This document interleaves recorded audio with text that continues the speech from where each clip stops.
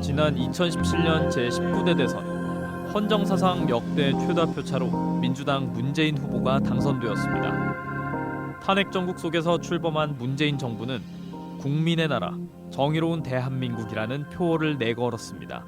그 후 5년 다시 선거의 계절이 찾아왔습니다. 이번 대선은 지난 대선과는 사뭇 달랐습니다. 범유행 전염병과 함께 치러지는 사상 초유의 대선이었으며 압도적인 결과가 나온 지난 19대 대선과 달리 이번 대선은 선거 당일까지 치열함 속 당선자를 예상하기 어려운 오리무중이었습니다.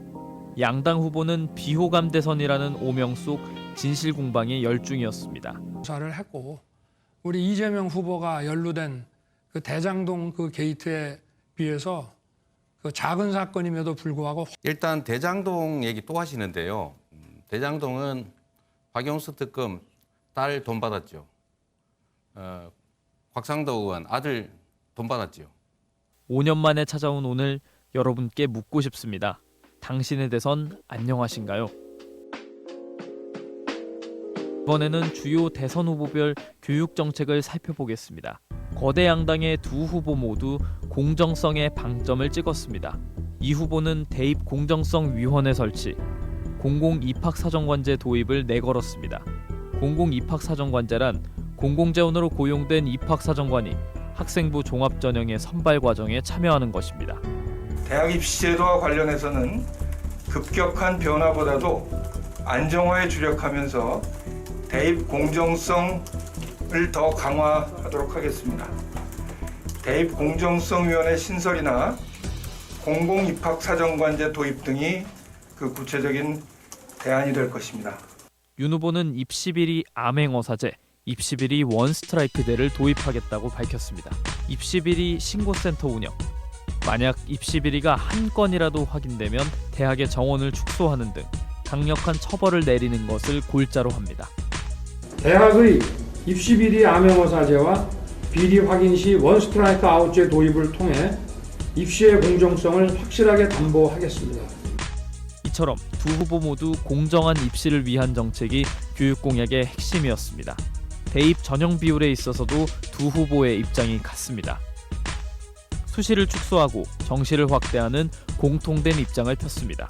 또 다른 키워드는 디지털 교육입니다. 4차 산업혁명에 대비하여 교육을 혁신한다는 것이 두 후보의 공통된 견해입니다. 이 후보는 디지털 인재 육성을 위한 공공의 과감한 투자를 역설했습니다. 디지털 시대에 필요한 역량을 갖춘 인력을 키워내는 것, 이게 바로 디지털 대전환 시대의 도약의 기회를 만드는 첫걸음이다, 이렇게 생각이 됩니다. 윤 후보는 입시에서 코딩 과목의 국영수 주요 교과 이상의 배점을 두고 대입 수시 전형에 디지털 인재 전형을 신설하는 등의 방안을 내놓았습니다. 초중고 공교육에서 미래 사회에 필요한 컴퓨터 언어 교육과 디지털 과학 역량 교육을 강화하도록 하겠습니다. 그러나 이들 공약이 아이디어 수준에 그친다는 비판 속에서 디지털 교육 자체의 구체적인 실현 방안에는 물음표가 남습니다. 벚꽃 피는 순서로 대학이 망할지도 모른다는 우려 속에서 고등교육 관련 공약은 다음과 같습니다. 이 후보는 대학의 공공 및 국가 지원을 확대하여 좀 과감하게 이루어져야 된다. 윤 후보는 지방대를 교육부가 아닌 광역자치단체가 관할하도록 하여 지방대학 및 지역의 활성화를 도모하는 정책을 제시하였습니다. 각종 규제로 인해 엄청난 재원을 낭비한 대학 역량 강화 사업을 혁신하겠습니다. 지역 거점 대학의 1인당 교육비 투자를 국내 상위 국립대 수준으로 끌어올리고 국가 장학금을 늘리겠습니다. 질 높은 대학 교육의 기회 접근성을 충분히 보장하겠습니다. 고교 학점제에 대한 생각은 서로 달랐습니다. 이 후보는 문정부의 정책을 계승하여 고교 학점제를 확대하겠다고 밝혔습니다. 고교 학점제는 저는 괜찮은 제도라고. 이게 지금 학교에서 시험 봐가지고 자꾸 절대점수 매기고 이러는데 그냥 뭐 꼭 정말 나는 뭐 과학 공부를 할 거야. 그럼 과학 부분을 열심히 공부하고 그 과학하고 관계없는 삶을 살아서 나 그림이나 그리고 뭐 사회봉사하고 이런 행복하게 살겠다. 국제봉사나 다니면서. 근데 그런 사람한테 그 위조금 값이 막 고통 줄 필요 없지 않습니까? 반면 윤 후보의 정시 확대 공약과 맞물려 윤 후보가 당선된 현 시점에서 고교 학점제는 폐기될 가능성이 높습니다. 정시 모집 비율을 확대 조정하여 불공정 시비와 특혜 입학 논란을 최소화하겠습니다. 이번 대선에서 눈에 띄는 점이 하나 있습니다. 바로 사전투표율이 유난히 높았다는 것입니다. 지역별로 살펴보면 사전투표율 상위 3개 지역은 전남, 전북, 광주며 하위 3개 지역은 경기, 제주, 대구입니다. 주실 수 있으실까요? 일단 투표율은 지난 대선하고 뭐 그렇게 큰 차이는 없는 거죠. 근데 대신 사전 투표율이 높게 나왔다는 좀 차이점이 있는 건데, 그러니까 코로나 시국임에도 높은 게 아니라 어떻게 보면 코로나 시국이니까 사전 투표율이 높게 나왔다고 보는 게 더 맞겠죠. 그리고 이제 이번 대선 같은 경우는 어떻게 보면 그 레이스 자체가 굉장히 타이트했기 때문에 그거 자체가 가지는 어떤 그런 투표율 견인 효과가 꽤 있었다고 생각이 돼요.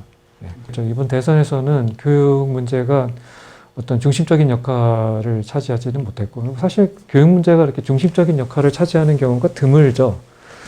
그러니까 교육이라는 것 자체가 정치하고는 좀 거리가 있어야 된다라는 일종의 사회적 통념 이런 것들이 굉장히 강하기도 하고, 그리고 교육계 내부에서도 어떤 정치와의 거리를 두는 어떤 스탠스가 오랫동안 있었다고 보여져요. 그래서 그러니까 일반적인 통념도 교육과 정치는 좀 다른 것이다라고 생각을 하고, 교육계 내부에서도 정치화하는 것에 대한 좀 터부 같은 것이 굉장히 강해서 자신들의 목소리를 이렇게 조직화해가지고 정치적으로 정치화시키는 그런 노력들이 상대적으로 좀 다른 부문에 비해서 좀 굉장히 좀 약하다라고 볼 수가 있겠죠. 그러니까 일단은 정시가 얼마나 더 공정한 것인가에 대해서는 그거는 논의의 여지가 굉장히 많다고 봐요. 우리나라처럼 선행학습과 사교육이 횡행하는 나라에서 그것의 어떤 영향을 배제한 채 정시가 순전히 개인의 노력만으로 이루어졌다고 볼 수가 있는 것인가는 그거는 많은 사람들이 공감하기 힘들 것 같아요. 지금은 좀 정서적인 논쟁이랄까? 그러니까 그런 부분들이 좀 많이 나타나고 있어가지고, 특히 이제 2030, 특히 이제 그 젊은 층들이 지금 많이 지금 어떻게 보면 좀 화가 나 있잖아요. 네, 그러니까 공정이라는 어떤 그거에 굉장히 좀 예민해져 있다 보니까 이제 그런 토론 자체가 굉장히 좀 정서적으로, 감정적으로 흐르는 면이 없지 않아 있는데, 이거는 좀 더 긴 호흡으로 좀 냉철하게 데이터를 가지고 논증하면서, 그리고 좀 단시일 내에 결정하는 것이 아니라 좀 차분하게 좀 결정을 해야 될 문제라고 생각이 들어요. 3월 9일 길고 긴 대장정이 마무리되는 날입니다. 본투표 날 소중한 권리를 행사하는 유권자들로 붐비는 투표소들의 모습입니다. 직접적으로 제가 권리를 가지고 정치에 참여할 수 있는 수단이니까 당연히 해야. 원하는 대통령이 되고 싶어서 투표를 하게 됐죠. 예, 지금 현 정권이 잘하고는 계시다고 하지만은 지금 젊은 층들이 너무 실업자도 많고 여러모로 정책이 어려운 때 뭐 또 어떻게든 이런 대선이 있으니까 유권자로서 유권자의 한 표를 하고자 투표하러 왔어요. 저희가 신혼부부다 보니까 복지하고 경제 이 두 개의 초점을 맞춰가지고 후보들을 평가했습니다. 공약이랑 그 후보가 그동안 해온 업적 같은 거? 네, 그런 거를 많이 봤어요. 제일 우선시는 우리 대한민국의 경제가 제일 우선이겠지요. 사실 공약보다 자기들 정치 포퓰리즘 그런 거에 맞서가지고 싸운 거기 때문에 그게 좀 안타까운 부분 같습니다. 정책 선거보다는 서로 네, 네거티브로 비방하고 그런 게 더 많았던 것 같아요.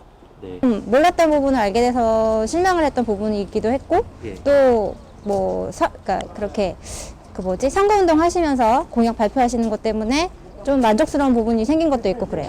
네.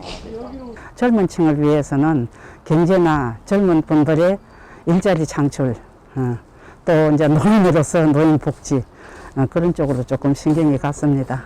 솔직히 청년을 위해 그런 공약은 보이지 않았던 것 같아요. 긴장 속 출구조사 발표. 지상파 3사는 윤 후보를, JTBC는 이 후보의 승리를 예측합니다. 개표 초반 관내 사전투표함과 호남 지역 투표함이 먼저 열리며 이 후보가 10%포인트 차이로 앞서 나갑니다.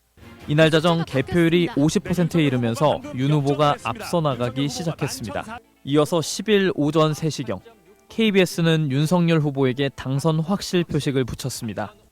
윤석열 당선인은 당선사에서 오로지 국민만을 바라보며 헌법 정신을 존중하고 야당과의 협치를 통해 국민을 잘 섬길 것이라 밝히며 성원해 주신 모든 국민께 감사한다라고 밝혔습니다. 저 윤석열 오직 국민만 보고 가겠습니다. 앞으로의 5년은 지난 5년과는 다른 세상일 겁니다. 우리는 코로나19로 빚어진 대혼란을 마무리짓고 뉴노멀을 이끌어갈 대통령이 필요합니다. 교육은 100년지 대계입니다. 4차 산업혁명과 코로나19 이후 뉴노멀의 격동. 결국 미래사회 건설의 원동력이자 핵심은 교육과 그것을 통한 미래인재 양성일 것입니다. 앞으로의 5년은 이전 투구와 정쟁의 진흙탕이 아니라 여야 협치 그리고 미래를 위한 정치가 기다리고 있길 바랍니다. KNUATV 명수민입니다.